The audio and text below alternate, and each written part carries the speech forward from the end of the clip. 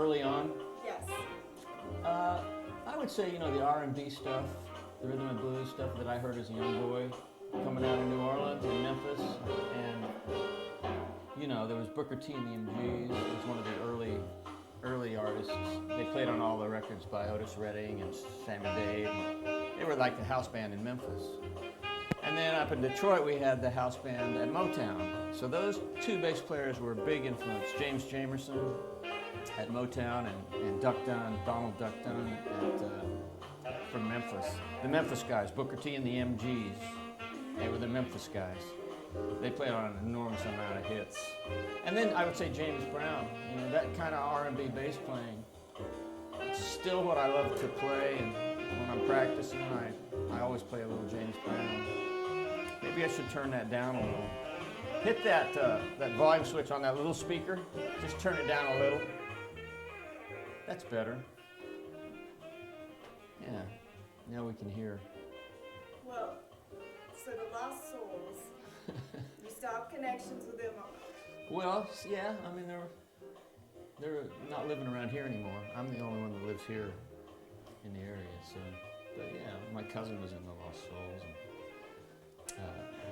one of the other guys lives in Colorado now, so I don't really see him anymore.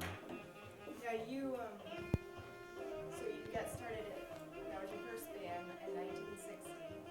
62 or 3 or 4, yeah. When the Beatles came out, that's when we really got going. That was our other main inspiration, was the Beatles.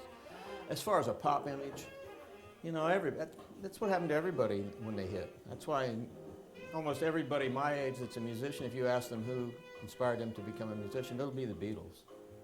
If you had to be there to know how big an impact it really was when they first came across the Atlantic. I mean, you don't know, you're too young. Well. I mean, you really had to be there. You wouldn't have believed it was such a phenomenon. Incredible. Yeah, that's probably true. You really had to live in that. It's not probably true, it is true. Yeah. Oh, that you had to be there? Yeah. Yes. Kinda. I mean, you can still study it, but it was so exciting when the Beatles, arrived here and had that first single on the radio, I Want to Hold Your Hand. I mean, it was just... Did you get to see them in concert? I never saw them live. My friend Dana in the Lost Souls, he went and saw them. I didn't. Kind of regret that. Well. Oh well. I don't get to see them in concerts myself. But yeah, I've talked about those R&B bass players. I would also include Paul McCartney as one of my main earliest influences. So we had the R&B thing and then the pop bass playing, which McCartney kind of... Well, James Jamerson was the reinvented pop bass playing as we know it up at Motown. A lot of people don't know. There's one bass player that played on every Motown hit. And you don't know how many artists there were at Motown, but I'm talking about Gladys Knight and the Pips, The Impressions, Smokey Robinson and the Miracles, The Temptations, Marvin Gaye, Stevie Wonder, the list goes on. And it was the same bass player that played with all of them. And he sort of defined the Motown sound. And he was, and still is, my main influence.